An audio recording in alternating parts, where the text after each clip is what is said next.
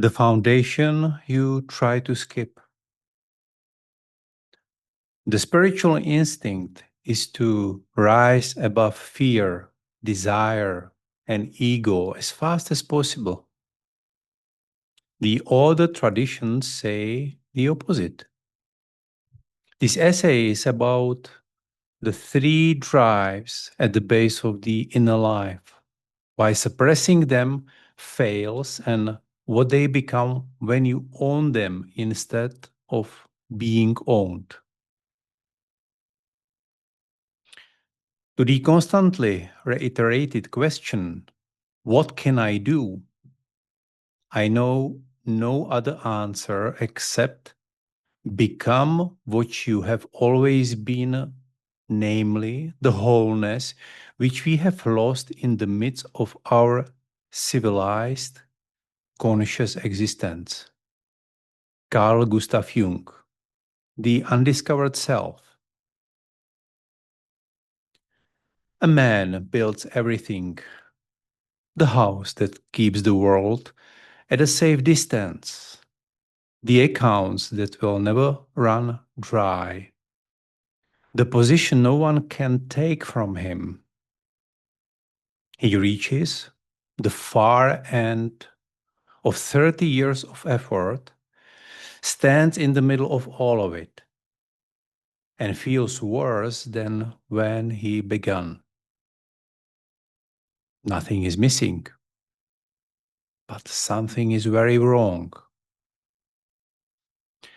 I have sat across from this man more than once. Successful, often wealthy, one narrow slice of himself developed with tremendous force, usually to compensate for something he never looked at. The fear of not being safe, the fear of not being enough. He built fortress around a wound and called it alive. Now he has everything the fortress was meant to give him. And the wound is still there, 30 years later, only much louder.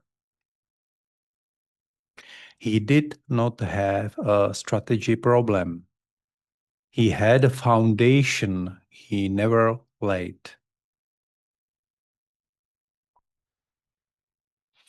The three drives everyone wants to escape.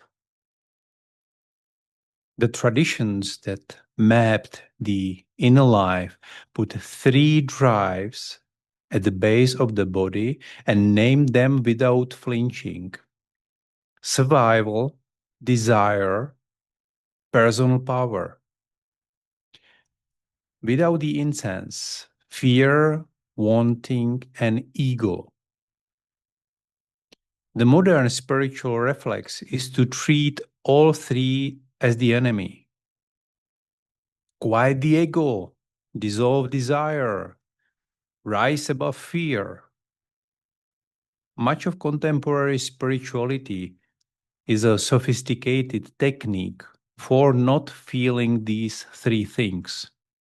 And it fails for a reason Jung named a century ago. What you refuse in yourself does not disappear. It goes underground and takes on a life of its own. Everyone knows that people have complexes, he wrote. What is less known and more important is that complexes can have us.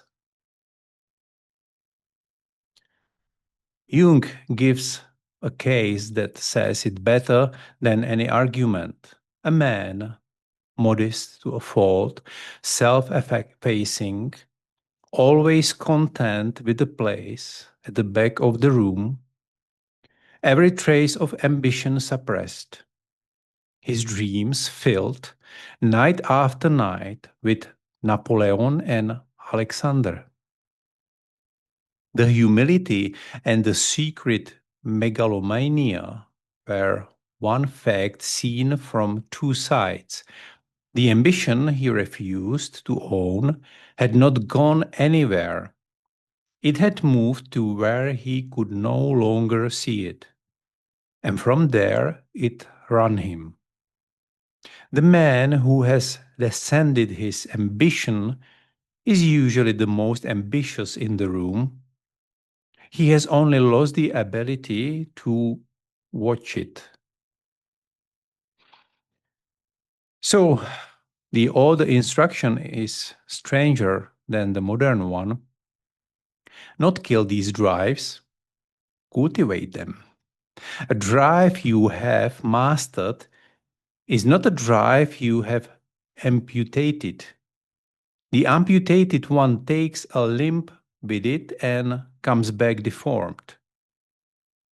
The mastered one becomes fuel.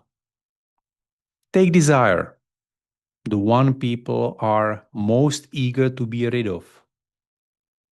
There is a raw, creative, and sexual force at the base of us that wants discharge. Left unconscious, it becomes compulsion. The same loop run 1,000 times. Suppressed, it does not quiet, it goes strange.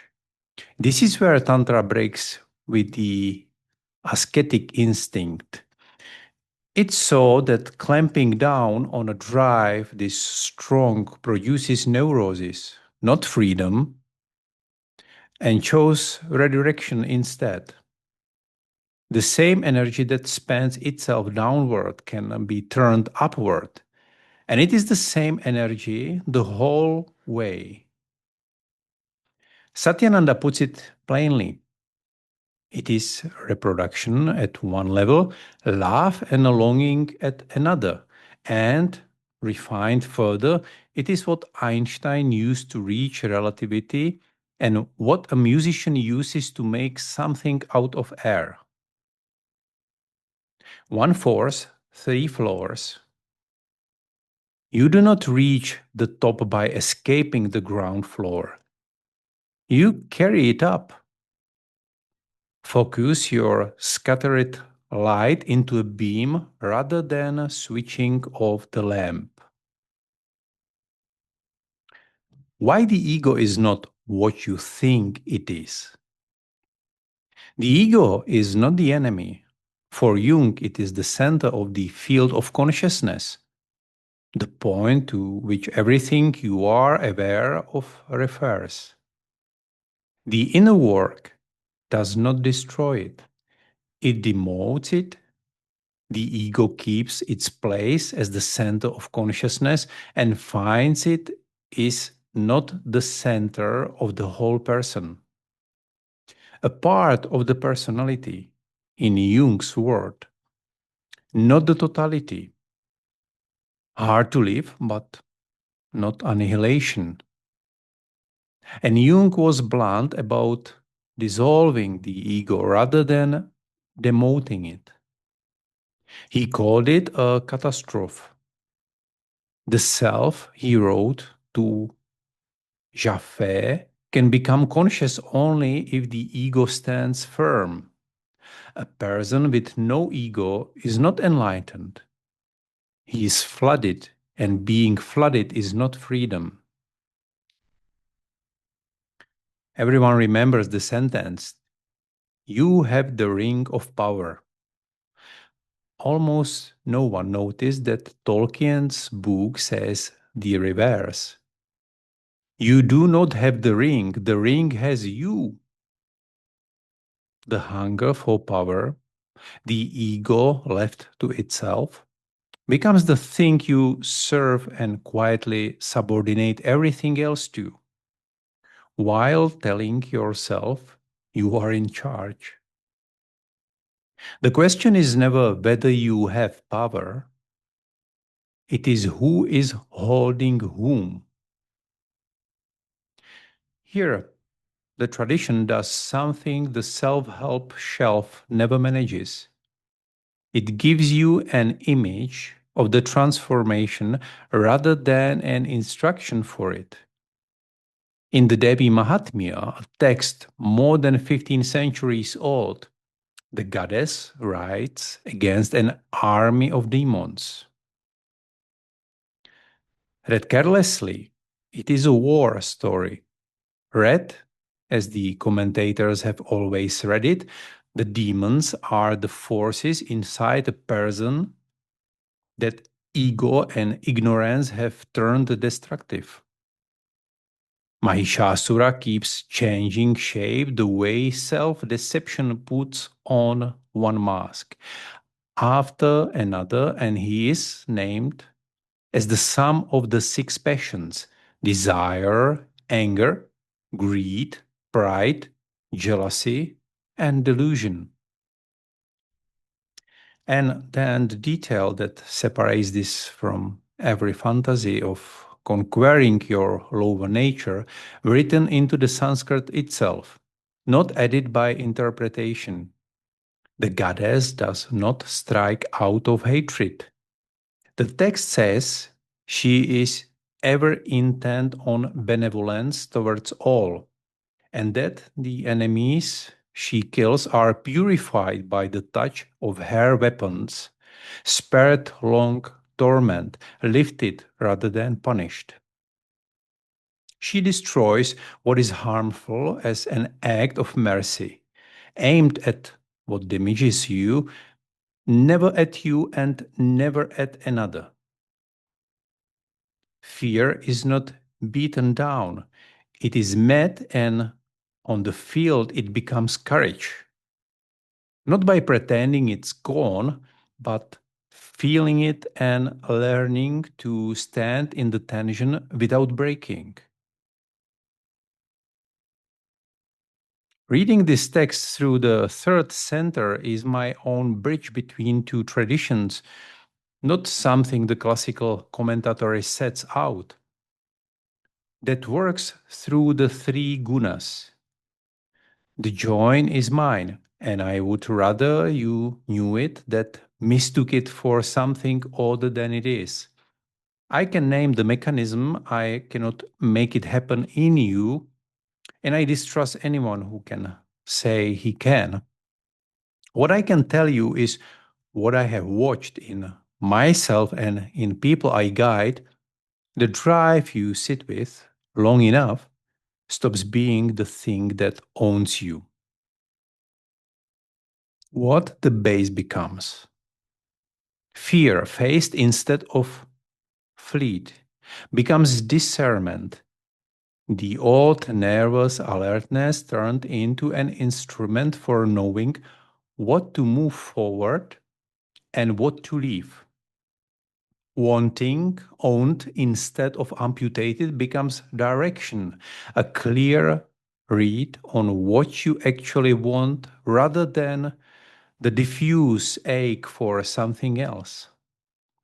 The raw survival force becomes steadiness, the capacity to wake up and do the next thing, one step at a time, to change your approach of your life or make something that was not there before. Wisdom, will, action. None of it reaches the person who tried to float above his own foundation. This is the failure I meet most, and it is not the one the wellness world warns you about. Not people trapped in their base drives, people who have read everything, understood everything, and cannot move, full of insight but paralyzed. They took the express lift to the seventh floor and are surprised to find no ground beneath the building. The inside is real, the base was never built. Most of the modern West, the traditions would say, lives almost entirely in these first three: survival, possession, power. That is not an insult, it's where the work starts. The mistake is not being there. The mistake is trying to live before making peace with what is there, and calling the flight a spiritual life. The man I began with did not fail because he wanted safety and strength. Everyone does. He fell because he built the fortress instead of facing the fear it was for. The base is not the enemy of the higher life, it is the door to it, and the one door most people spend a lifetime walking around. If this is the kind of work you want to do slowly and in depth, my individual guidance goes in exactly this territory. Check my webpage, danielpaulus.net.